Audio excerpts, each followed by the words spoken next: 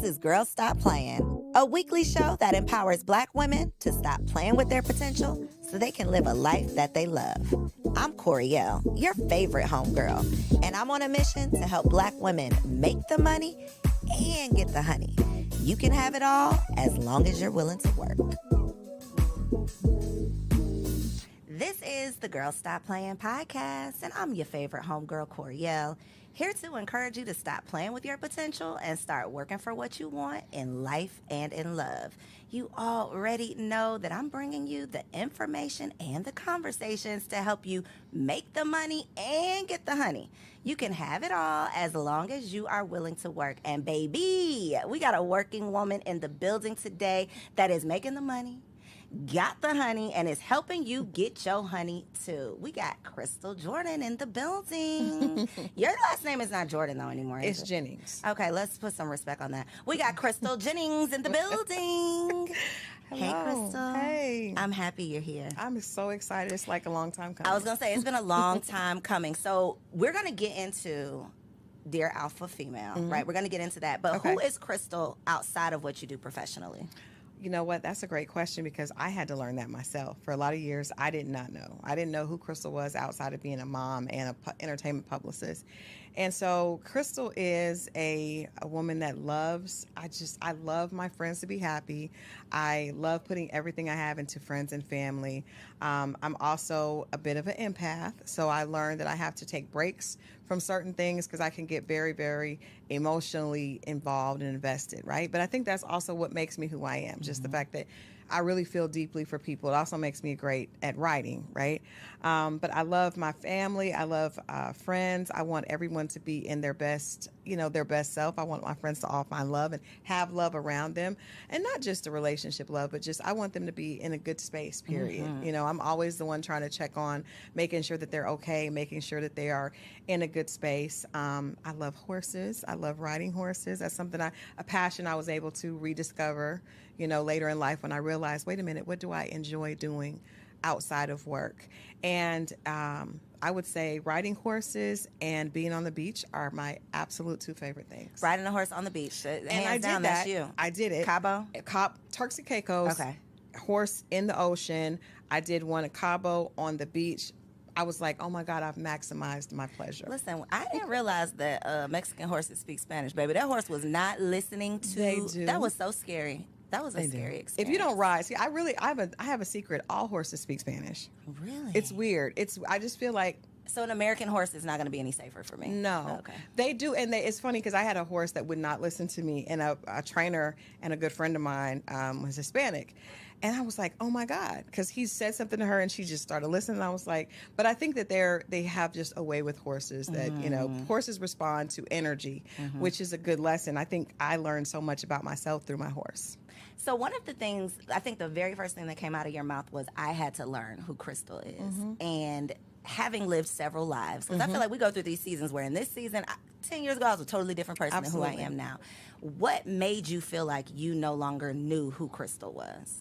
Well, I think myself, like a lot of women, we tend to get engrossed in caring and nurturing for others, right? So I got married at 20, I had a baby. So I was in college, I was married, and I had this beautiful little baby girl, and I became mom and wife, right? Crystal at 20, who didn't even know who she was, became mom and wife and a student. And then she went, and I had another baby a few years later. So I was a proud wife. And, as a mom, you put everything into those babies. And as a wife, you put everything into that man. And so, and then eventually I started my career. Well, at 31, my marriage ended, right? So I had been married for 11 years. Actually, we were together for 13, married for 11. So all I really defined myself as was wife, mom, and career, right? And so when I lost a big part of my identity when I was no longer a wife. And I remember thinking like, wow, I can't believe that one day this person woke up and basically took away who I am, because that was how I defined myself. So I took that wife, Crystal, and I put that into work, Crystal. And so Crystal became married to her work. And I took so much pride. I took the same intensity, right? So at some point I started to burn out, and I started to have migraines. I was having migraines every day. Coincidentally, my business was doing the best it ever had. I was in a great place. I was earning more money than I actually thought that I would earn on my own with my own business. I mean, that was something that just happened accidentally. And I was like, wow, this is amazing. But I was so unfulfilled internally. And so when things looked the best on the outside, they were the worst inside because I really had no explanation of who Crystal was. Crystal got up to serve others, be it her job or her children. And she was at no point serving herself. And so that's why I said it. I think it was, like you said, 10 years after. So around 41, I had to totally figure out, like, what do I even like? What do I like to do? Who am I outside of Enchanted PR? Who you are for Or everybody my mom. else. Yeah, or being mom to Chanel and Stone. Oh, come on, Stone. I love that name. I feel like that is such a common Yeah. scenario that so many women find ourselves in, and for different reasons. I mean, I didn't have my first baby until 35, Right. and I still feel like I didn't know anything and I was not ready. So to have to make that transition at 20 before you have even had time Womanhood. to define who you are or mature or Yeah. grow into the woman who you could become, I can't imagine that. And so even if it's not becoming a mother at a young age or having a baby at a young age, it could be when you are doing so well. To your point, I'm doing so well in my career, but something just don't feel good. Like something doesn't feel right. And a lot of times it's those crossroads where we wake up or we look in the mirror and we're like, okay, wait a minute, what am I doing all this for? Right. Who am I really? What is the purpose? And so I love that you can speak to like the evolution of I recognized all of this, I learned some tough lessons, and now here I am. So I want to talk about some of these tough lessons. Okay. Because you were on the Single Wives Live we did a couple weeks ago. We're going to do it Yes. again, y'all. If you missed it, don't worry, we're going to do it again. But you talked about the fact that you were married the first time. And I don't remember exactly what you said, but what you just said right now, he took it away from me. It brought back a memory that I had in that moment of where it felt like you didn't want the marriage to end. That's what I got from Yeah. the conversation. So is Yeah. that correct? Can you Absolutely. talk to us about what that looked like? Absolutely. And I think I think it's important for us to acknowledge, a lot of times we've been taught, you know, if somebody doesn't want me or something doesn't want me, I don't want it. It's one of the 48 laws of power, right? Despise what you cannot have. But it's also not something that works for real life. It works for business and it sounds really cool, but it's also not something that works for real life. And so I was so in love in my marriage. Things weren't perfect. As we know, marriage is never perfect. But I was really, really in love, and we went through some difficult times. And as a result of us going through difficult times, my ex-husband started having an affair. And I was devastated because again, you know, when I mentioned, you asked me who I was, I'm someone that wants everything to be right for everyone, right? So I had this idea that I was going to have this perfect family, my kids, boy and a girl, dad, perfect, you know, white picket fence dog. We had everything. And all of a sudden, he was involved in an affair, and the way I thought he should get out of the affair, he didn't agree with that. And he did not. And so he decided to end the marriage. And it really did feel like I had given someone else the ability to define me because I took so much pride in being his wife. So, yeah, I was heartbroken. And coming from a mother and a grandmother that are like, girl, you better get over that. There was no place to actually just say it's okay to really mourn your marriage being over. And instead of actually mourning it, I just dove into work, right? You controlled what you could control. I controlled what I could control, and I did not allow those in my. I mean, I was basically a functioning depressive in a functioning depressive state because I didn't know what to do with all this pain, and I didn't want to. I just sometimes it felt physical how much pain there was. I mean, this is 13 years.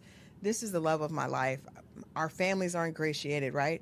Our children don't know anything else, and all of a sudden, one day, it's like, it's over. So when you say your mom said get over it in terms of the sadness of the divorce, what was her take on the infidelity? Did she tell you to get over that too? No, just leave him and get over it. Okay, leave him and don't look back. Leave him and don't look back. And I did. My grandmother, rest her soul, husbands come and go. You'll be fine. You're strong. You're strong. But I did not feel strong at all. You know, I felt like my identity, I felt like Crystal was just, I didn't know where she was. I grew up without my father. so when I got married, he became my sunshine. I remember writing a essay, and it was like, this is now like the sunshine of my world. So, and that was dysfunctional, but you don't know it's dysfunctional until you get out of it, or until you don't know until you know.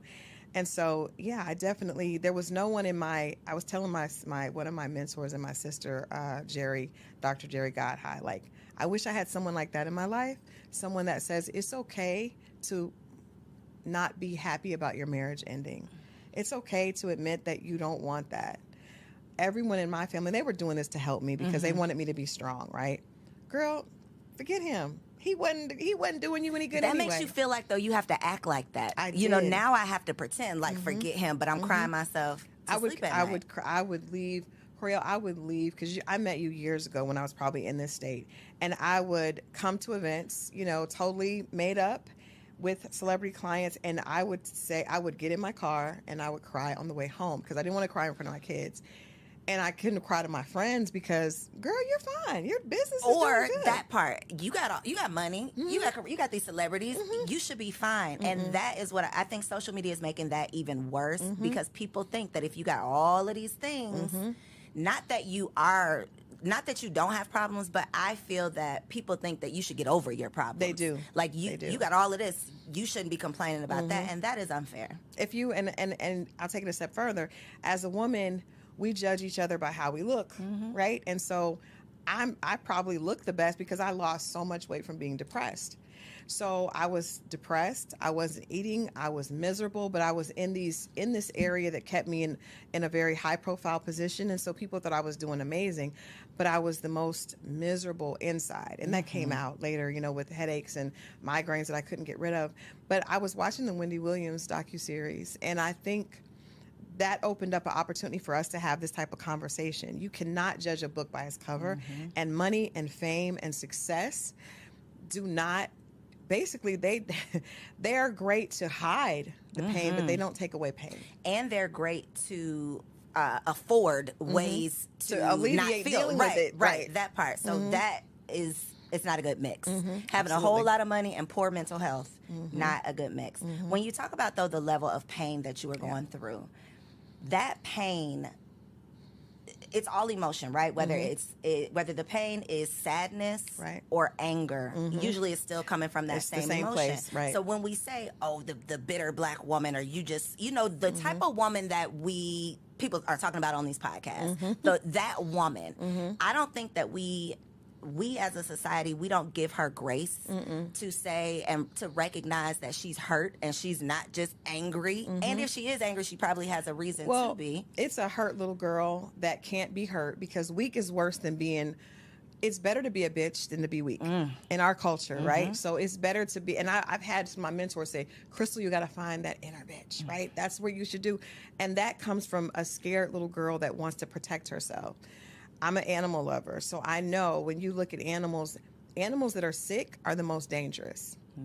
They are the most, animals that are afraid are the most dangerous. I remember, I believe God sent my horse to me to teach me about myself. I thought she was mean as hell because she would not do what I want. She wouldn't submit. She was not friendly. She was afraid. And that fear created a bitch, right? But like I said, our culture, we will, as a woman, as a black woman, I was taught you can be mean, but you can never be weak. Can't be sad. You can never be weak. Cry. Girl, get up. Get up. My grandma said, you don't have time to sit around and cry. You got them kids to take care of. You got to get up.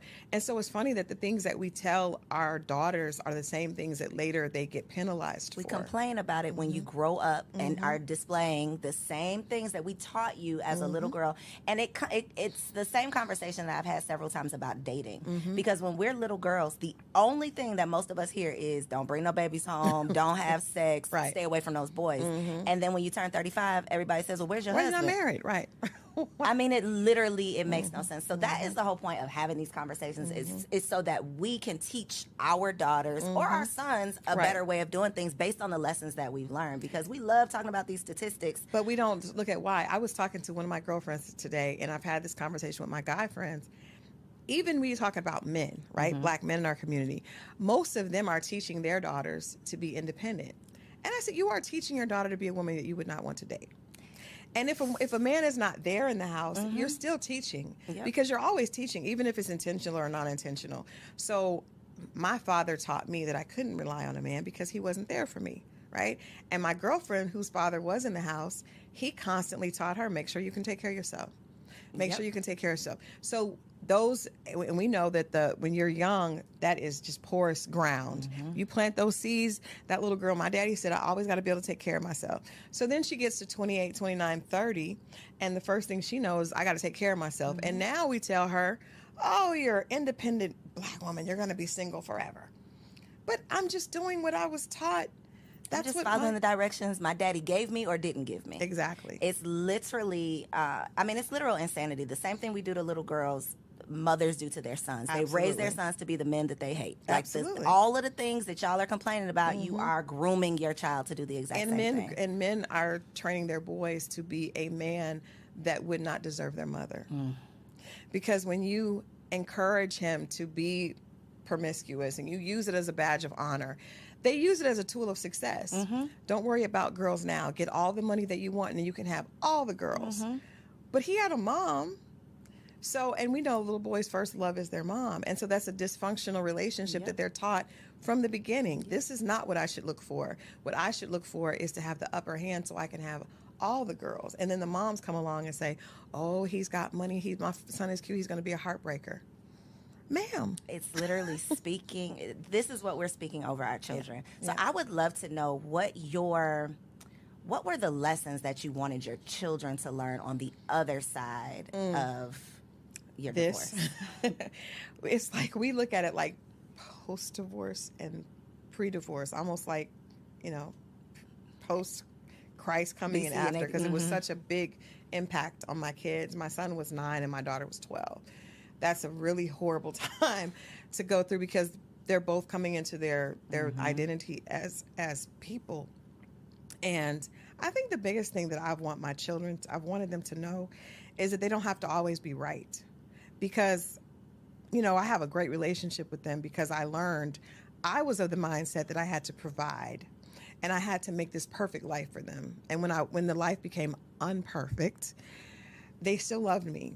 And I remember thinking like, wow, after the divorce, I didn't have the money that their father and his family had. And I thought, they're not going to want to be with me. But the fact that they said, Mom, we want to come with you, then I was like, oh, wow. So you don't have to be perfect. You don't have to be perfect as a mother.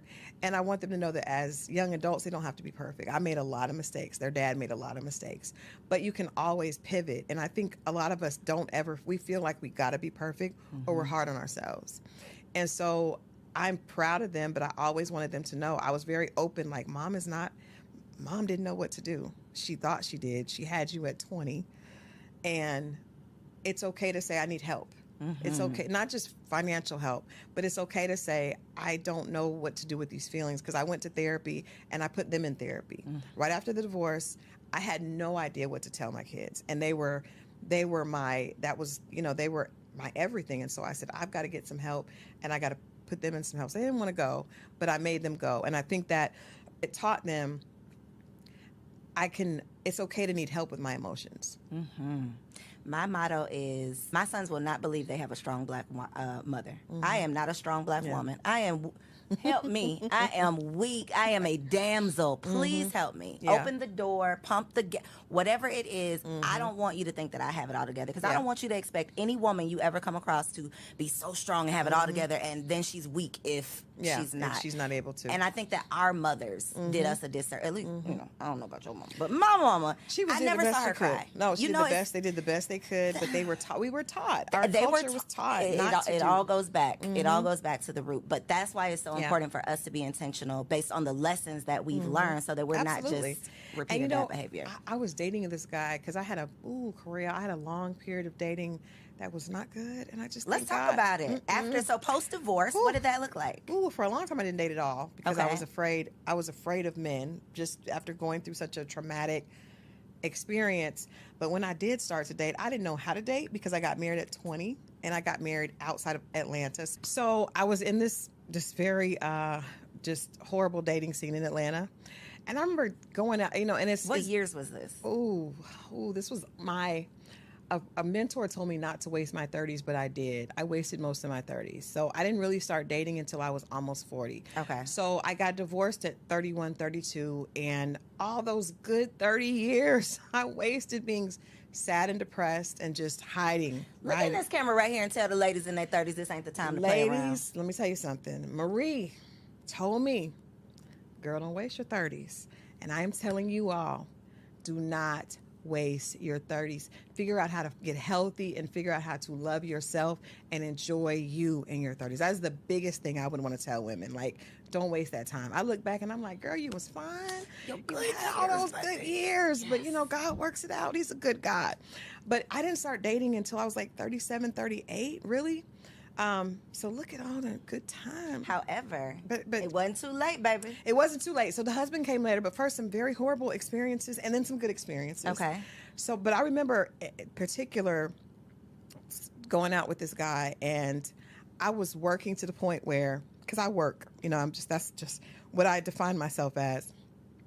And I would work, and then I had the kids, and then he expected me to like do all the house stuff as well. And I was like, we're not even married yet. Like, you know, I don't live with you. And he said, well, my mom did it. And I was like, wow, that's the first time I realized that we are teaching our sons incorrectly, right? Mm-hmm. Because my son, now that's one of the reasons I tell my son, mommy didn't have it all together. Because I don't ever want him to expect a woman to be his workhorse. Can I say that again? Like, I don't ever want my son to expect his woman to be the workhorse, because I wasn't that way by choice. It happened. My mother wasn't that way by choice.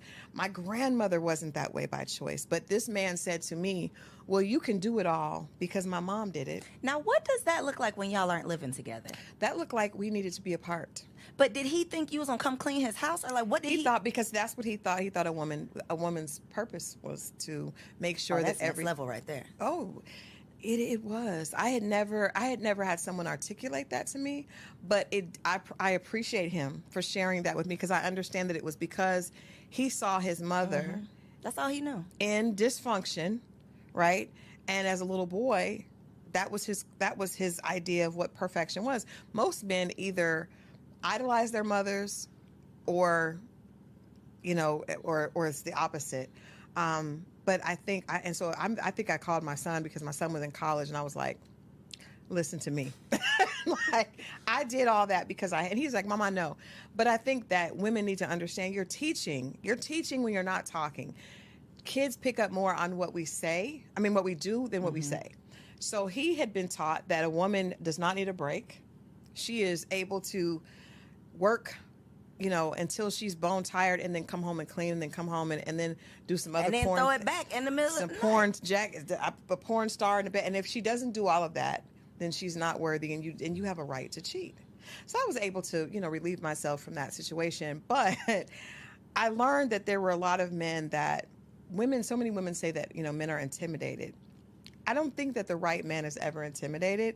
I think that men are smart enough to know how to push our buttons.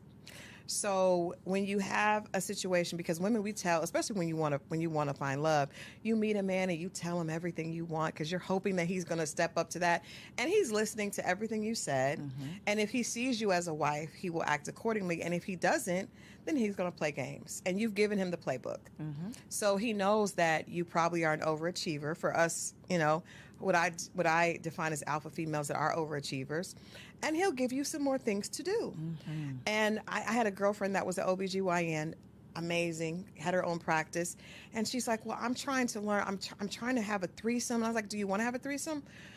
No, but he says if I don't, he'll leave. He tapped into the fact that you are a perfectionist, and you want to show up and do well in everything that you do.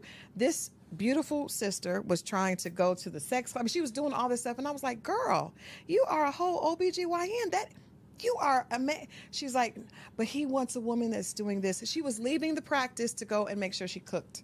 Girl, what happened with these people? Are they still together? No. Did she have a threesome? No, she didn't have a threesome. No, but what I'm telling you is, it sounds crazy, but in the minute, because you got to realize, especially right now, the season is ripe for everyone is dumping on career women, right? It's fun. Mm-hmm. Oh, well, you think you're all that because you have that degree, but what about what do you do in the kitchen? What do you do in the bedroom? And so those of us that are overachiever, well, I can do it all. Girl, sit down. Please. He's not the one for you. He's not the one Wow. for you, because the one that sees you as his queen and as his wife, he will not be looking to play with you and make you do more for him. He will be looking at how he can make life easier on you. That part. And that's when we talk about, how God is good and he comes around. If you just wait and then you do what you're supposed to, you do That your part, work. that part. You must wait wait. and do the work. You Because must I've wait. talked to therapists and relationship coaches who talk about the fact that they get clients who haven't dated. They've been single for a decade. But you Oh. have done zero You've work. done no work. You've done no work. So a decade later, you're going to still be in making the same- same bad decisions. That part. Thank you for saying that. Because I told my goddaughter this weekend, I said, one of the things I would do differently, because I didn't date for probably about 6 years. But when I started, I was emotionally very immature, because I was still, actually, not only was I 6 years behind, but I hadn't been in a relationship that was outside of my marriage. I didn't date since 20. You were a teen, So I went basically. back, and I was an idiot out here because I didn't know. I didn't know. And so it's important that you do the work, and it's important that you don't avoid dating because of fear. Because if you do, then when you start, that same fear is going to be there, and you're going to run from it, or you're going to make decisions out of desperation Yep. or out of fear, and those are always the wrong decision. But it's interesting that when you find the man that sees you have to find the man that sees you as his wife, not the man that you Think is had gonna be wanted your to husband. see as your husband, because that we have some of those. But it's really important that he sees you that way, and then you will be able to tell the way he treats you, the way because There's it's no totally question. different. There is literally no question. And it sounds, until you have experienced it, it sounds like, oh, they just saying, it's like that when you know, it sounds like, okay, that sounds real good. But the way that you are treated, like being loved properly, Right. it is like a totally different experience. And it will make you say, what the hell was that? What was I doing? What was I doing and why? Like, what was wrong with me? But a lot of it is how you treat yourself. And so for me, when I was dating before, I wasn't treating myself well.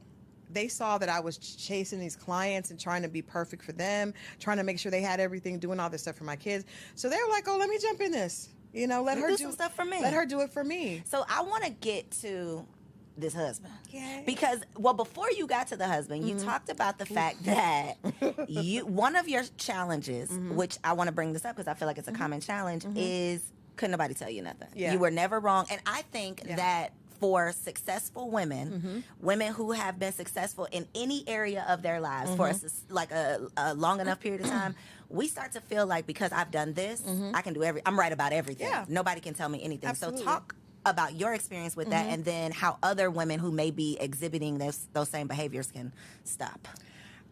Well, it's two things. For me, it was twofold. So not only was I doing really well in my career, right? And I'm a hard worker, so I knew there's a formula, right? That I know if I put a lot of hard work in, there's going to be a return on my investment. And it had been proven correct. But also when you go through trauma, right? I went through being married and having, 5-bedroom house, 2 cars, to being almost homeless after my divorce, right? Didn't have anywhere to live, built myself back. So in that building yourself back, I remember my kids, we went from the first year I was divorced, we were adopted by a family for Christmas, right? Because I came back and I was like, my ex-husband was like, go stay with my parents. And I was like, no, I'm going to build this on my own. So we had to be adopted. And so that would be humiliating for a lot of people, but I told them, I said, we're going to do the same thing for another family. And we did. So we went from a 2-bedroom where I used to sleep in the living room because I didn't have a bedroom, but I just knew I was going to make sure my kids were good, to, at the time that the kids were graduating, we had another 5-bedroom house. I had my own 2 cars outside, and everything was good. So that journey of like 32 to 38, I pulled myself up. And not only was my work doing well, but I had all this life experience of I did it. I put my all into it, and I got my kids. We adopted families. We would do things for people for Christmas.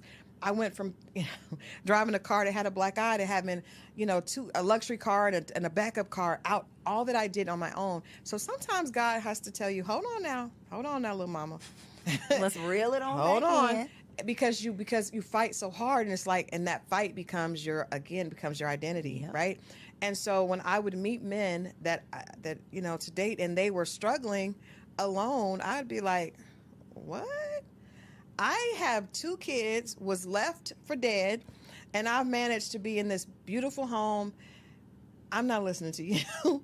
And even when I would hear other things, because a lot of that it wasn't necessarily from the fact, I knew that I was always really, really good at what I did, but it was also the fact that I was able to come from the mud. I knew what it was like to cry every day, to sleep in the living room, and my kids not to have the bedroom suits that they had before, to go from that to that. So that created an arrogance and an ego that was, again, to hide that sadness, but it was, I'm not going back there. One of my favorite movies is racially incorrect, but it was Gone with the Wind. And there's a scene where Scarlett says, "I'll never, as God is my witness, I'll never be hungry again." That was me. As God is my witness, I'm not going back to that. And nobody can.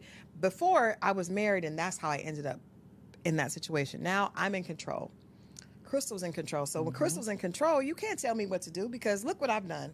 So that created. You can't tell me what to do. Ooh. That is the attitude. And how can you tell me when you haven't done it? So, and I also have around me a very amazing, brilliant group of female friends, right? And a lot of us have the same energy, because they're really hard workers, right? And so you have people that have beat statistics and have been able to say, oh, I was told, I remember when I got pregnant in college, my guidance counselor said, drop out. Drop out? No, I'm going to graduate. I'm going to graduate on time. I'm going to do this, this, and this. When I got divorced, go home. Go stay with my parent. No. So that creates a belief in yourself, which is good, right? But it also has the other side of that is it was very hard for anyone to tell me anything.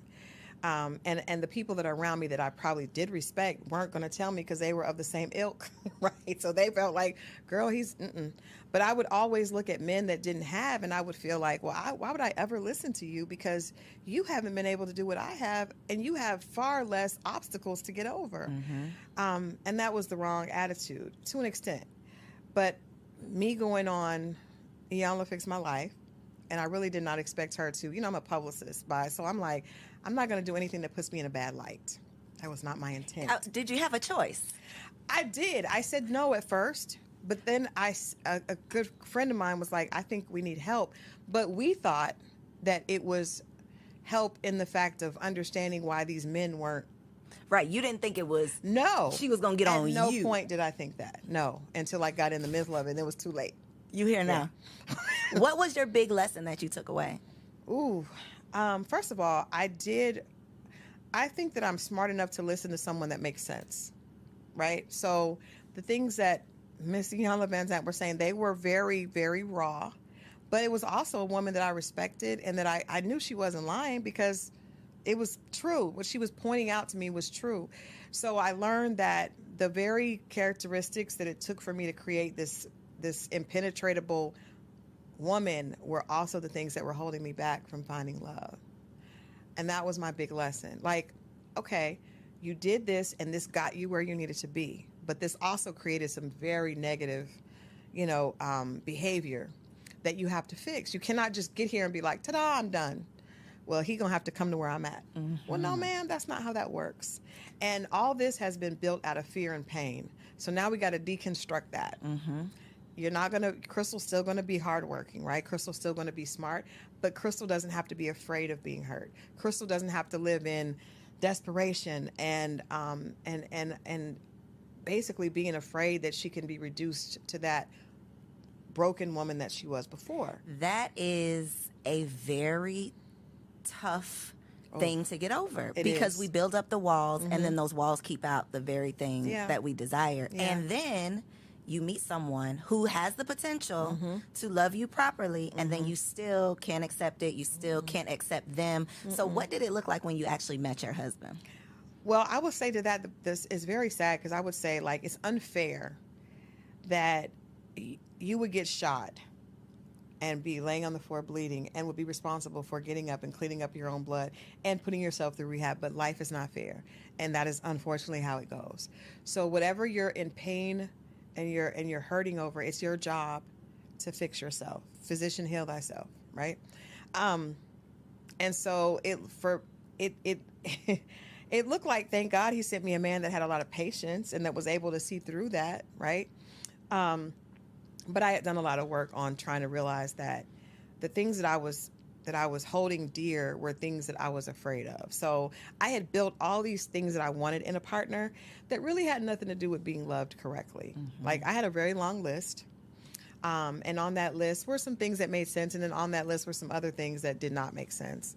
And so I had to, when I met my husband now, he didn't meet some of the things that were on my list, but I was thankfully bright enough to pay attention to his actions. And his actions were, I literally did not think a man like this existed. I really didn't. And I had heard it, and I could believe it from my friends. I remember seeing, some people, different people online going through things. I could believe it for my girlfriends, But not me. but I just, because I, like, you don't know what I've been through. Like all that time of fighting, it does something to your self-esteem, and this is another thing. I was loving myself with conditions. What does that look like? So I would be hard on myself, really, really hard on myself if I didn't have what I wanted. So I've always been a perfectionist. I always was like that. So I was the kid in class that was angry if they got a 95. I wanted 100. I was always like that. So when I was, single, I wanted to make sure that I had this for my kids. So I would work extra amount. I would put myself through things, and I would never tell myself, Crystal, you are good as you are. It was like, no, girl, you need to do this. You need to get on it. You need to look, you 20 pounds overweight. That's not acceptable. And I was hard on myself. I was mean to myself. And that did push me forward. So let's be honest.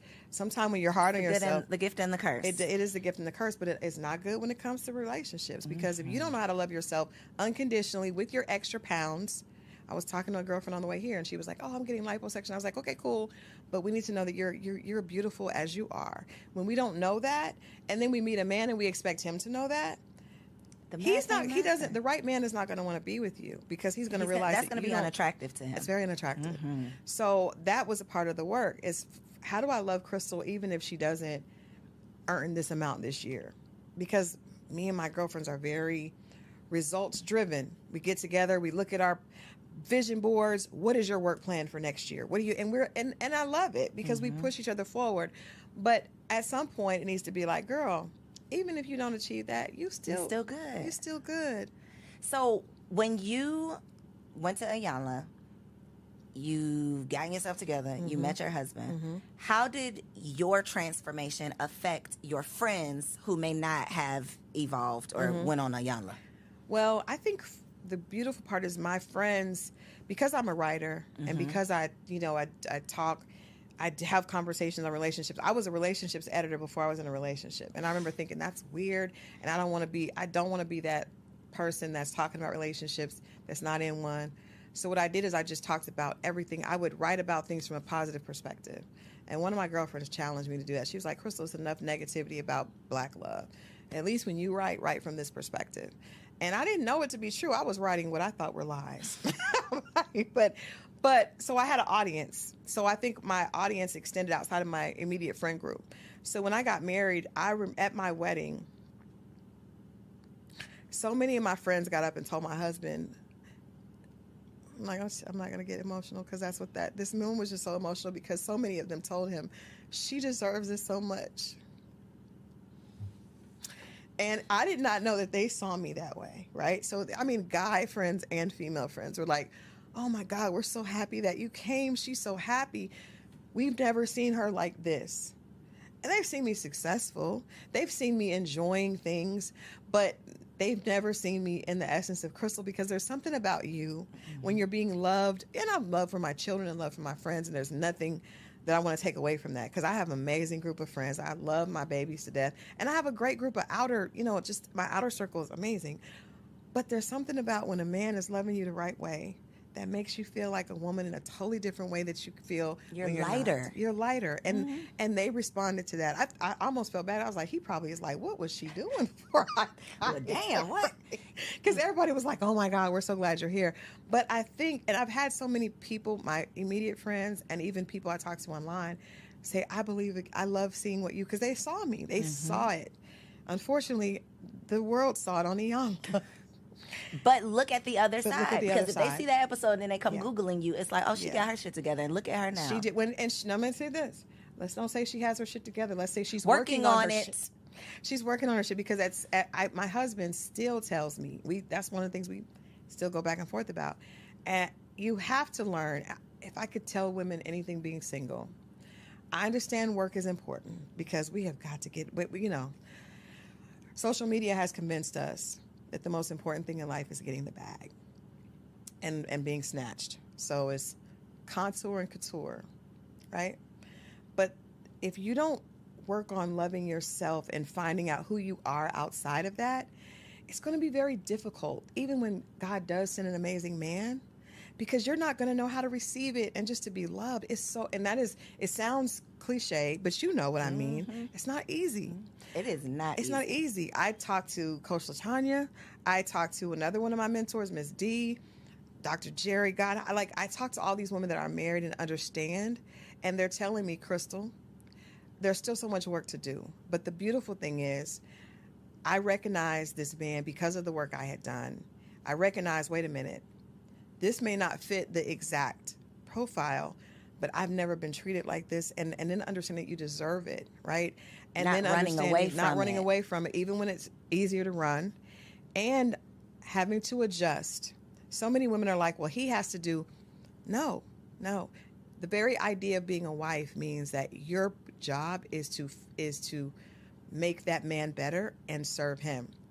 His job is to make you better and to protect and serve you.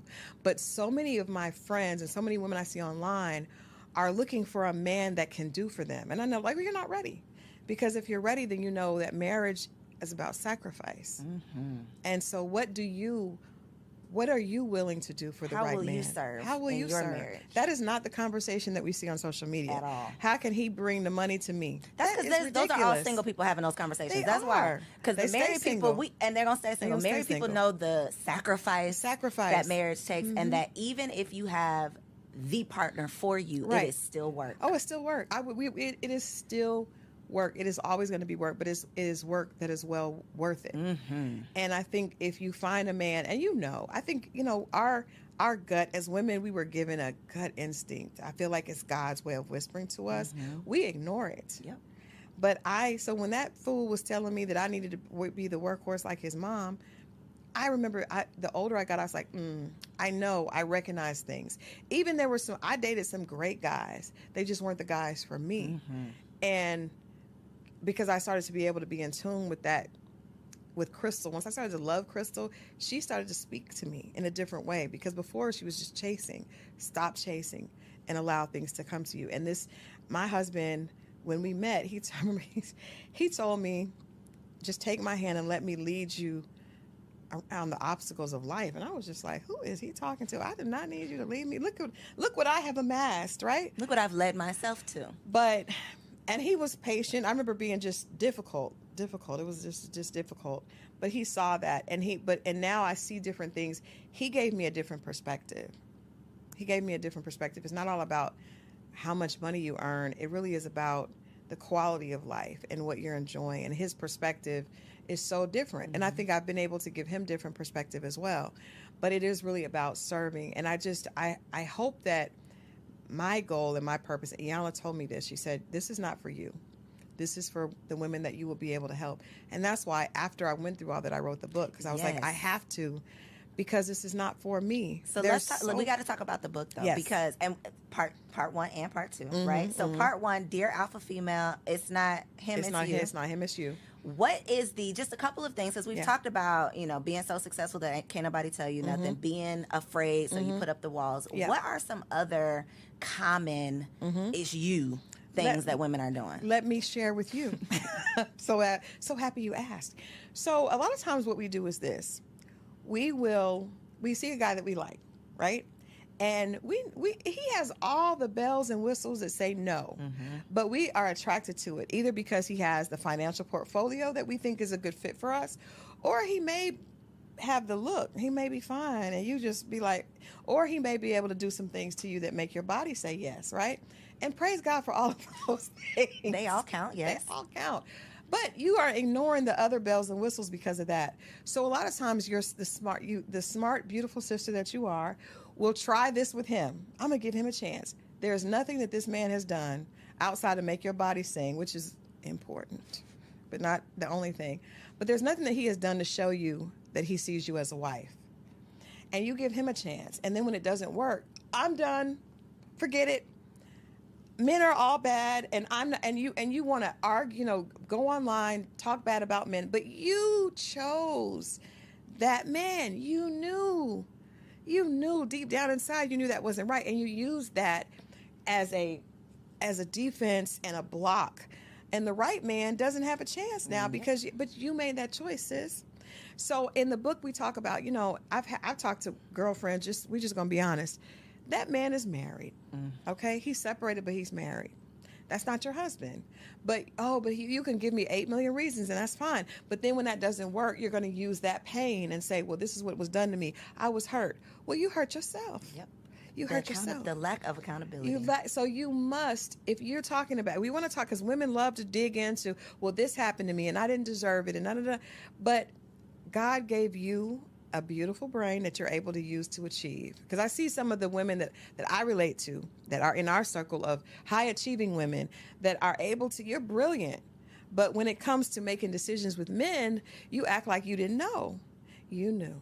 You knew. You knew. And if you didn't know, then you weren't in touch with yourself. Yes. Because you weren't listening. So when we're using those examples of men that we had no business being with anyway, and you use that as a reason that you're not giving someone else a chance, sis, that is you. So that's just one of the examples, because that's one of the things that we do a lot. We love to make the wrong decision and then use that as ammunition against the next guy. Yep. But that is all on, and I've been there. We all have been there, which is why there's no denying it. It's like we've all made bad decisions. Ask me how I know, because I did it. Because we've all done it. Wasting years. It's a journey. Wasting time. So the first book, people were a little, not that they were upset, but people don't want to be told that it's you. You are the problem. Yes. So as a solution to the first book, there is a second. I have a second book that's coming out this summer. But when I realized the response for women, I do feel like I need to double down in a way. I want people to get the message, which is why we're doing another edition of it. But the reality is, when I went on Iyanla, I was in tears. That episode, she told one of the girls was me and 3 other colleagues, and she was like, "Well, this is what happens to me." And she said, "Well, if dogs keep ending up at your door, then you need to up the wattage on your light. Maybe what is it about your light that's dim that's attracting all these dogs?" We were in. She didn't take it easy on us, right? She was not playing with us. And that's why I believe that women, at least the alpha women, women that are leaders, and I know people hate that term, but it's just about a woman that has leadership qualities, right? Iron sharpens iron. One of my favorite quotes. It's not a pretty process. Nothing becomes beautiful or valuable from just petting it and placating it. No. If I'm doing something wrong, Corey, I'll say, "Crystal, no, come here. No, wait a minute. That ain't gonna work. You stop me, right?" And that's not about, okay. Because guess what? When you're in the boardroom, you have to speak with authority, right? Because you're able to speak with authority is how you're able to get promoted. You speak with authority on your platform. You can't get on there and well, I don't know really how. I'm thinking, girl, ain't nobody listening to that. So I think that it may be uncomfortable. It was uncomfortable for me, but that's what I needed. The people that were giving me, "Oh, Crystal, you're amazing," they weren't helping me. Yep. They were not helping me. So yes, I have another edition coming out, but I think that the interesting thing in this book is this Dear Alpha Female, it's not him, it's you. And I meant that, and I mean that still. But it's an interactive devotional designed to help you attract the love that you deserve. And nobody picks up on the fact that I'm saying you deserve love. The fact that you have been in leadership positions and you have these things and you're still struggling when it comes to relationships doesn't mean that you're not worthy. It means that you just have some more work to do. Mm-hmm. And you're fine with work because you have your working ass. You can do this work too, sis. You got the degrees, you got the positions. You're okay with work, but you can't assume that you can work over here and not work over here. Crystal, you know that was literally my whole message with the Single Wives Club. It was, what is the work on yourself to get what you want? But I was met with so much. Yeah. I'm not about to do nothing for no man. Or why would I want? It's like, it's for you. It's for you. It's for you. And to your point, the same tenacity that we pursue these degrees and these careers, and we will take a class and hire a coach and do all of the things, but when it comes to your relationship, you think he's gonna fall out the sky and just fall in your lap and then he's supposed to, off your feet. He's supposed to just deny everything else, but you're non-emotionally mature behind, take you as you and are. Just take you as you are, and you don't know how to speak to him. You don't know. I very rarely hear, especially on social media, which is why I'm so glad you're doing what you're doing. I rarely hear women speaking about, what accountability do you have to a relationship, right? None. All we want to talk about is what he's supposed to do. And that's why I can understand why there is a backlash from men to an extent, right? But at the end of the day, we need to be figuring out, how can we love each other? How can we love ourselves first? Because you can't be empty and be a good partner. But if you're willing to go under a knife to make yourself look beautiful on the outside, why are you not willing? Why is it such a... Why they beating down your door because you just want them to read a book? I just want you to do some internal work, but it's easy to put on the makeup and to go get all these things, because it doesn't take you acknowledging that there may be something going on with you. And I think a lot of us feel like we feel undeserving inside, and we don't want to look at that, right? Because you grew up thinking that maybe you didn't. And so you learn to get all these things to prove people wrong, but you haven't proven yourself wrong yet. And that's the problem. So you've got to go back and do that work. And it's self-work. That's the other thing, too, because people have a problem with therapy. People are above people telling them, you can't tell me nothing. Tell yourself. Buy the book and do your own work. It could be between you and the Lord. Right. But do the work. It's worth it. And you know what? The funny thing is, most of your girlfriends, I know, I remember I had 4 girlfriends. We would go to dinner. And I invited one of my guy friends to dinner with us. And he was like, you all are exhausting. And we know that because we're like, where are we going to go for dinner? Well, I don't want to go here. Because we're all women that are in leadership. And your girlfriends know you're annoying. They don't want to marry you. You don't want to marry them. And it's because all of y'all need to do some work. It was and I love the fact that we work well together. But at some point, so I just tried to say, you know what, with my girlfriends, I just want to, y'all already got the work down. You got that part. Let me just ask you how you are. Let me just talk about something else. Let's just focus on, so when you come to Crystal, it will be more about, what are you doing for you? Because you got all the girlfriends that are going to be like, let's talk about the work plan. I was one of those girls. But it's like, I knew if somebody were to ask me, some of my guy friends say, is this girlfriend still single? Yep. You know that, though. We know that about our friends, but we don't tell them. I tell them. Well, but now I do, because I didn't know before. But I tell them, and they know. How do they receive it? They honestly, because, these are my close friends. They know, and they know that I'm telling. They know that I'm living. And you're telling them in love. And they know that I'm still struggling. I did not learn to not have I still sometimes have the laptop in the bed. But my husband was like, this isn't going to work. You need to cut this. Where are the boundaries for work? And every girlfriend I have doesn't have boundaries for work. I literally told my husband 3 days ago that I've been treating my marriage like a side chick. And I've decided that my marriage is going to be my business. That's what y'all need. That's it right there. Yeah, that is it. That's because it. Even if you meet the man, it's not going to just magically, you're going to just throw your laptop and close down your business. You're not going to do that. I'm struggling. It's still, listen, it's a constant struggle. And I think that hit me kind of hard, Coriel, because I probably... If my husband sees this, he's going to be all in my face. I don't want him in my face. Leave us alone. But I'm trying. I'm working on it. He knows I'm working on it. But that's true. And I think if you have to get in that mindset, it's like when you go to college, right? And you go back to work on your advanced degrees. You get in the mindset of, no, I'm getting ready to start this master's program. So I got to, I know I'm going to have to be on it. If you really want a relationship, and I hate that we have to talk about it like this, but this is what we understand. Is what we get, yeah. I understand. I was like, well, I want a return on my investment. Well, you can't get a return on your investment if you're not willing to sacrifice. every return on investment comes with sacrifice. Gotta give up something. You got to give up something. And so if you really want a loving relationship, you have to be willing to sacrifice. And you have to be willing to consider that what has worked for you has to change. I had a guy friend tell me, when you get married, that means that you are willing to change and a lot of women just want to add the man on the side. And you just come along and get with my program. Yeah, I'm already doing this. And I want him to look a certain way and earn a certain thing, and I just add him to the mix. Mm-hmm. Well, nobody wants to be treated like that or looked at like that. So he's going to go find somebody that's going to make him the priority. Needed and feel like he has a place to fit in. I think that's some great advice for single women, too, is creating space. Yep. And it could be physical space, clearing out a drawer for this man that you're manifesting, or actually carving out time where you say, these are my boundaries. Practice closing your laptop now. So that when you meet the man, you're not like us and he having ain't a hard time. Please. I'm still having a hard time. It's a struggle. It is. Getting off not taking work calls after a certain time. But see, those are boundaries that Crystal didn't set for Crystal. And I'm telling you what, with every guy I dated in the past, it was unattractive. I just didn't know it. I thought they were intimidated by my success. No. They didn't care about it. They just wanted to talk to me. And because I wasn't available, they found someone that was. I remember I told a guy, he asked me to take me out, and I looked at my calendar and I was like, I don't have any opening for 2 weeks. And my single guy friend was like, Crystal. But I didn't. I was like, I'm traveling. And they were like, that ain't how this works. Date you? Yeah. It's not intimidation. I think so many women are going to hear what you're saying right now and be like, oh. So listen, send this to a friend. You know which friend. You know which friend to send this to. Just send it to a girl. I saw this episode. Don't tell her why.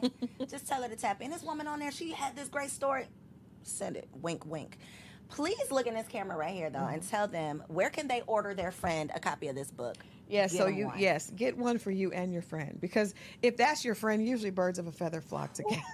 So I know for me it did. And actually, one of my best friends wrote the foreword, Chili from TLC, and she wrote the foreword. She and I both are in beautiful relationships after both being single for a very long time. But you can go to Amazon.com. You can go to Barnes & Noble. You can go to Walmart. Any place. You can go to my website. You can go to dearalphafemale.com. You can go to The Real Crystal Jordan.